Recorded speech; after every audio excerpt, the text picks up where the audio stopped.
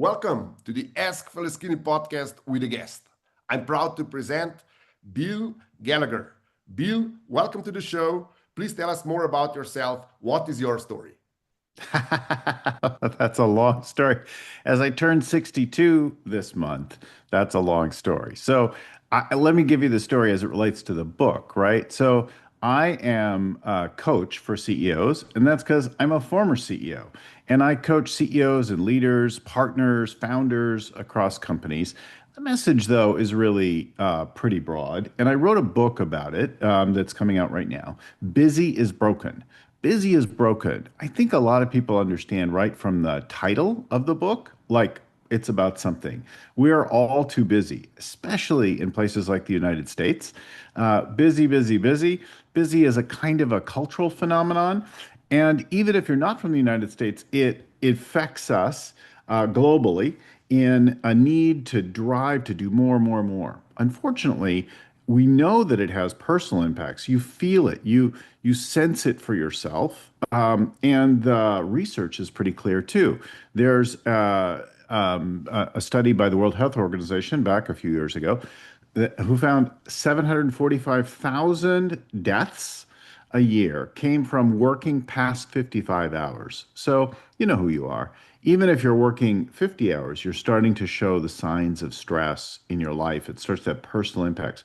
The thing is, in business, what I told myself, what my clients tell themselves all the time is I'm making a sacrifice. We think it's only on us. I'm making a sacrifice to grow my business, to build my department, to do this thing. And we don't realize that not only is it having the personal impacts, it actually hurts the business also. And that's really what I saw for myself. Many years ago, long before I had that epiphany, I remember coming home one day late. I'd been working late, conference calls went late, projects went late. I was late for dinner. My wife was also an entrepreneur, but she prioritized more getting home for the kids. She got home, she had the dinner, the kids were done. I was late, I missed the dinner. I walked in late, I was still on the phone. I was on the phone talking, trying to finish up, right? The client or vendor, whoever it was on the phone, I have long since forgotten.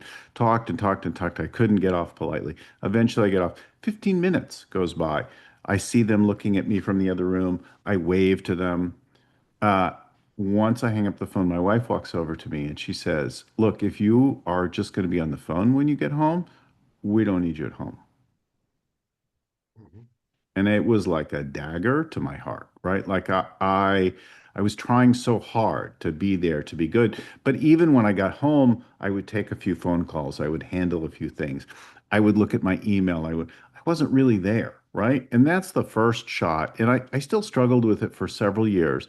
But then in 2008, I was running a jewelry business with my wife.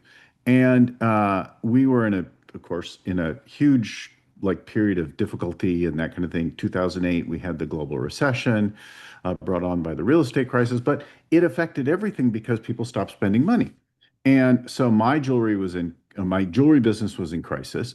And in that year, as we thought about our lives and what we were grappling with, we remembered that when we got married, before we had children, long before all of that, years earlier, we said when our kids reached a certain age, we were going to take real time off. We were going to go to Europe. We were going to travel. We were going to spend, months and months away. Except now I'm in a crisis. Now the kids are this age. It's time to do this. We said, we promised, and I can't get away. As a CEO, an entrepreneur in North America, I couldn't go away for a week without phone calls, emails, Skype, Zoom, like whatever, I had things to do and I couldn't really ever fully get away. Not for a week, not for 2 weeks, not for months, for sure. So we see that, and I realize I have to do something. So we said, I'm going to get away. I'm going to go away. I'm going to do what I have to do. We'll do it really nicely with hotels, or we'll do it in backpacking, camping, sleeping outside if we have to. But I had a year. So the kids are 10 and 12. They're going to be 11 and 13. We're starting to think about our life plans. And so I started for a year to ask my staff, what are you going to do when I'm gone? next summer, we're going away. What are you going to do? How will you handle this? So every time they brought something new, I said, next summer, I'm going away. If this was next summer, how would you handle this? So I had a forcing function, an event that I committed to with my wife, no matter what, and we're going away. And then I worked on it for a whole year. And it was amazing. So it took repetition. It was actually only about 10 months of working on it over time, but it took real repetition and focus. Come that summer, the summer of 2010, in June, the kids got out of school and we left and we went to Italy for a whole month. And in that time, the business increased, the staff leveled up. In that time, we tripled the number of stores that our product was sold in. We increased all kinds of things. Everybody did fine. I also had a great time. I got reports every day, every week, but I wasn't in phone calls and emails and things like that. I knew that everything was okay. I relaxed. I enjoyed myself. I had time with the family. I changed who I was as a leader. The business changed who they were and how they operated. And the old version of me didn't ever have to go back. So it took some time to make that kind of change, but it had a profound impact. Look, so the business went up, I got better. And that's part of what led me to then become a coach in a few years, is that kind of thing. Now, um, that was 2010, right? It's 2026 now. My son Jack is an AI scientist with Anthropic. I have a 3-year-old granddaughter. My Perfect. daughter is a art director, photographer, working for musicians and performers in Los Angeles. The kids are grown, 27, 29. That time, though, you know, 11 and 13, sailing, driving, eating well. We have that forever. That not only benefited me and my life and my family, but also the business. And that kind of is what I then went out to coach. And after some time, seeing my clients, both good and bad, I ended up writing the book, Busy is Broken, to talk about that. I really like the concept, and I have so many questions. I would like Please. Yeah, sorry, I just went on. No, no, it's great. It's great. You explained a lot, but um, would you say that we are somehow addicted to being busy? And this busy is just additional addiction that we take on ourselves. And it's also an escapism in a way, because we It are can be. escaping the real life by Yeah. being busy. Yes. Look, if the only hobby you have or your main hobby is your business, you need a new hobby. Mhm. And we lean into it. We inherited it. It is the culture we live in. It's the environment. In the United States, it started with the Puritan ethic. Benjamin Franklin said, time is money. We have the frontier mentality of keeping busy and surviving. We have the development of the modern factory. We have the 40-hour work week, but then we have management and that kind of thing. We have Milton Friedman telling us to do more and be more efficient. And then we get our smartphones, we get, and then the pandemic happens and work from home, work equals home. There's no separation anymore. All of that changes. In some countries, I know you're in Europe, there can be a little more protection of boundaries and personal kinds of things, but not necessarily among entrepreneurs, because entrepreneurs don't look to Europe and admire the productivity of the business. They look to the United States and they're like, oh, we want to be like that kind of entrepreneur. So wherever you are in the world, and in Asia, we have the 996 phenomenon where people literally work themselves to death. So we have this thing, and we do it for lots of reasons. A lot of them are fear driven. I'm afraid of failing. I'm afraid of being enough. I don't know what else to do. I don't want to look at that, so I'll look at this. I know how to win at work, and I don't know how to win with that relationship or with my kid right now, so I'll just work harder. I had an executive tell me in a company that I was running some years ago, oh, my kids drive me crazy, but at work, I know what I'm doing. And I appreciated her world because I could relate sometimes. It could be Yeah, simpler. it's interesting how we focus so much on the work. and we Yes. completely forget what is important in our life because we just work basically to pay our um, or most of people work Yes. to pay the invoices and all the bills on the end of the month. But we completely forgot that that's not the reason. That is You just know, one of my clients a few years ago, this is a fairly tragic story. He he bought a company. It was the first time as CEO, and he tried to work 2, 3 hours a night, and he was strong.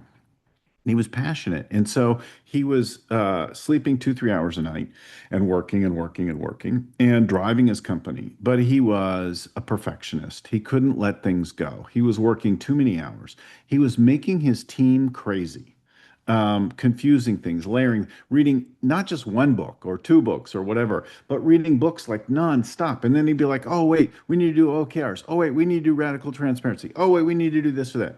One thing after another nonstop. And it made his team crazy. It made his team ineffective. It burned out his health. In the middle of all that, he got married and he started a family.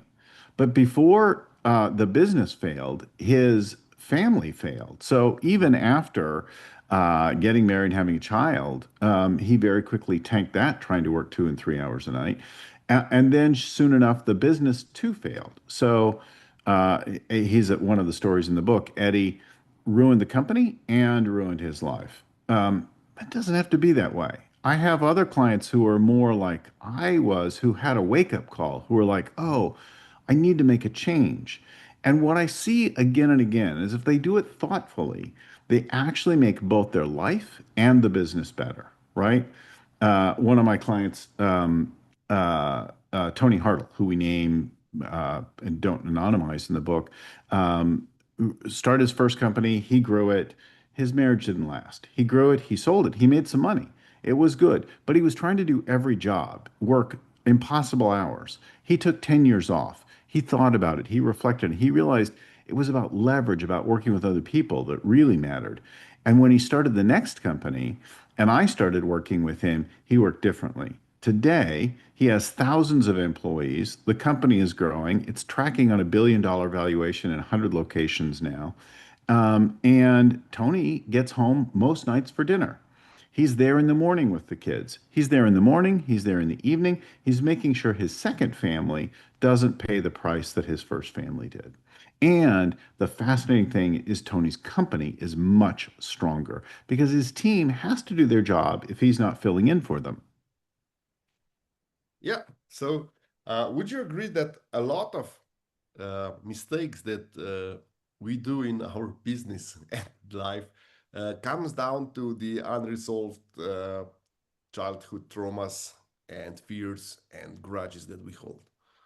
So, time and again, the responses that we see to stress, to fear, are childhood based patterns, right? And I'm not a psychologist. I don't have that particular background, but I know enough to see that the move that you did to get by in early school years and in your middle school years, those patterns you do again and again when life presents itself. So, uh, uh, but as your business grows, it's a different kind of world, and you need to develop new patterns, not just go back to the ones you did as a kid, right? If the other kids in your study group didn't do their homework and you filled in for them on their assignment, that's great. It gets the assignment done. It gets you the grade when you're 12 years old. But when you're 35 or 45 and you're trying to grow a business, helping fill in the thing to get the project done doesn't build a business. It gets the project done, it gets you the sale, it gets you the client. It doesn't build a business that runs without you. I would agree with that. And I have a question for you. You wrote a book and you're also a coach. So, Yes. how far can a book take us, and when is it time to consider a coach? Well, look, I've been using coaches. I use coaches today. I'm always looking for my next coach.